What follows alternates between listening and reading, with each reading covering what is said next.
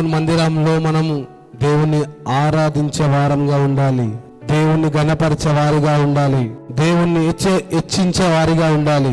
ఈ రోజుల్లో ఎట్లుందంటే అండి, మనం మందిరాలలో హెచ్చించుకుంటున్నాం, వాయిద్యాలతో హెచ్చించుకుంటున్నాం, పాటల ద్వారా హెచ్చించుకుంటున్నాం, తబలా ద్వారా హెచ్చించుకుంటున్నాం, కీబోర్డ్ ద్వారా హెచ్చించుకుంటున్నాం, ప్యాడ్ ద్వారా హెచ్చించుకుంటున్నాం.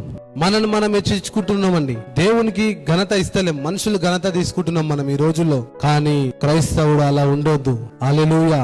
అలా మనం ఉండొద్దండి, తగ్గింపు ఉండాలి. మనం ఏది చేసినా, దేవుని మందిరంలో ఏ వాయిద్యం వాయించినా, సమస్తం ఆ మందిరంలో మనం ఏ పరిచయం చేసినా ముందుగా దేవుని ఘనపరిచే వారిగా ఉండాలి, మనుషులు కాదండి. అరే నేను వాయిస్తున్నా, అరే నాకు గర్వం, అరే నేను వాయిస్తున్నా, నేను లేకపోతే వాయిద్యాలు వాయించలేము, నేను లేకపోతే కీబోర్డ్ వాయించలేము, నేను లేకపోతే పాడు వాయించలేము అని అనుకుంటాము. కానీ దేవుడు ఆ గర్వాన్ని తీసేయాలండి. దేవుడు అంటాడు, దేవుని ముందు ఒక రోజు ఆ గర్వం ఉండేవాడు నిలబడితే నువ్వు ఎవరో నాకు తెలియదు అంటాడు. చాలా మందిరాలలో గర్వంగా ఉంటున్నారని, మనలో ఆ గర్వం ఉంటే దేవుడు అంటున్నాడు ఈ రోజే తీసేయి. హల్లెలూయా.